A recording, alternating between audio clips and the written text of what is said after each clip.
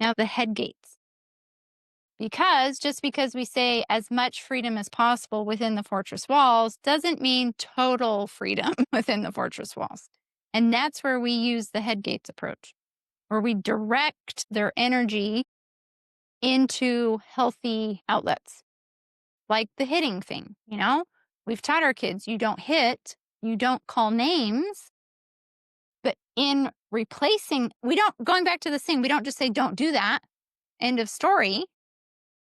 Here's what you can do instead. You can go and punch the punching bag. You can literally punch your dad because he lets his kids punch him. That's the thing he does.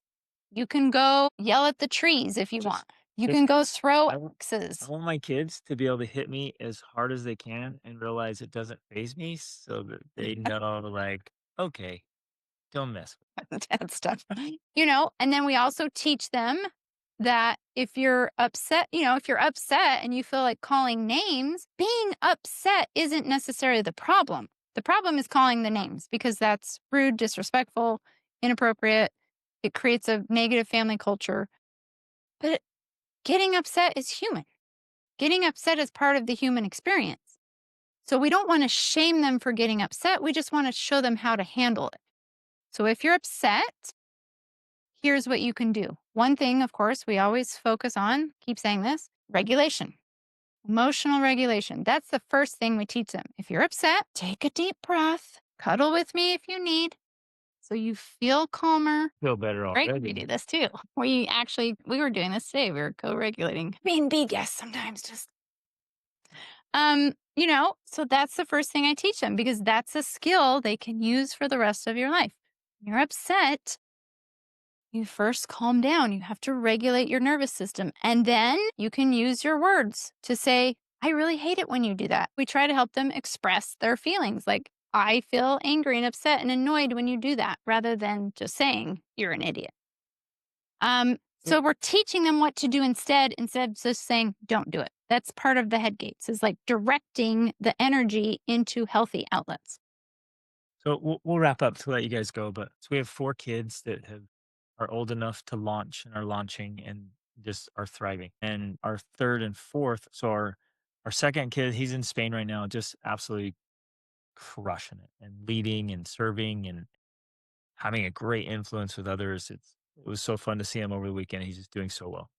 And then our 3rd and 4th, you guys know this already, they went out and wandered all over Europe this summer. They went to Hungary, and then they went to Norway. Norway, and then Serbia. They went into Serbia on their own. None of us ever been there. Like, "We're just gonna go to Serbia," and they went to Serbia, and they found their way around on public transportation. No English speakers at all. I mean, they just figured it out, and then they went to Poland, and then they just went all over the place. And Rachel and I, we didn't have to worry in the slightest that they would be out there making bad decisions like, "Oh, no, what about drugs or alcohol and temptations or sex or crime? And what about even bad people and all this stuff?" Like, we don't have to worry about it because of what we're teaching tonight. We created the fortress. We allowed them to make choices inside the fortress. They now have their own fortress. They've adopted and embraced our boundaries are as their own now. And so they go out into the world as like, "Oh, I have my boundaries. And I've made lots and thousands of choices. I know how to do this. I know how to think. I know how to make good decisions. I'm going to do it." And so it's like the results are there. The proof is there. It's so beautiful to see it. And now we just celebrate. And we're like so Well, excited for our kids to live their lives because this fortress strategy works. I think maybe this is a good example or not, but I think it's kind of illustrative of it that I think it was it Serbia or Poland? I think it was in Poland. They got on a bus and they were confronted by two people. In some of these countries, you can get on the bus and then you go up and like literally buy the ticket right by the bus driver.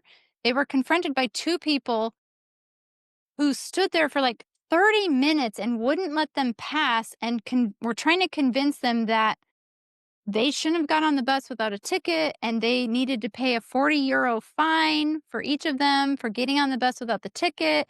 And they were going to call the She police. pretended to She pretended to call the cops. And because we've traveled so much, we've had so many different experiences, we've let them interact with negotiating and bartering and talking to people and all these different things. and con artist. I mean, they were annoyed, but it didn't phase them. They were just like, You guys are full of crap. Okay, call the police. I don't care. No, just let us go talk to the bus driver and buy the stinking ticket. So finally, they were able to push their way past, go buy the ticket, and then that was it. Move on, It was the equivalent of 50 cents. Yeah, the ticket was 50 cents. And the lady was trying to get 40 euros each from them. But they were able to confidently hold their ground, negotiate with these people that were trying to take advantage of them, and not get scammed in the end because they knew and they'd practiced and they had been exposed to all of this stuff and they had clear understandings and clear boundaries about how the world works ultimately. So I don't know. That's just something I thought of as one of the experiences they had that, that's the point. We want our kids to be able to have this capability and this competency that they can go out in the world. And it's true. Like, I didn't worry about them all. I knew that they would be completely safe and completely in good hands, which were their own hands. And that's super comforting. They're 18 and 20. I love this philosophy so much. So the invitation this week is examine all your boundaries. Examine the ones that are little flimsy fences, and maybe it's still a And trial that's period, okay. and that's okay. You're like, is this a trial? Or you're like, no, I'm serious about that one. That needs to be a big fortified wall. And start exploring. It's like, how do we hold that boundary more? Again, with the what was the word? Not indifference. Impartial, Yeah, partiality. impartiality is like the wall's going up. And I'm not here to throw rocks at you, just the wall's going up. It's a wall. And where do you need to tighten that up? And maybe you had a wall too way too close, and maybe you've been too controlling. You got to take a couple steps back because in the little choices, it's not that big of a deal. They're learning to make decisions. Everybody this week, spend some time thinking and writing about your fortress and how to set it up in a way that it really produces the results you're looking. I think I want to emphasize obviously, everyone's fortress is going to look different. This isn't about these are the things you must have and this is exactly how it must look.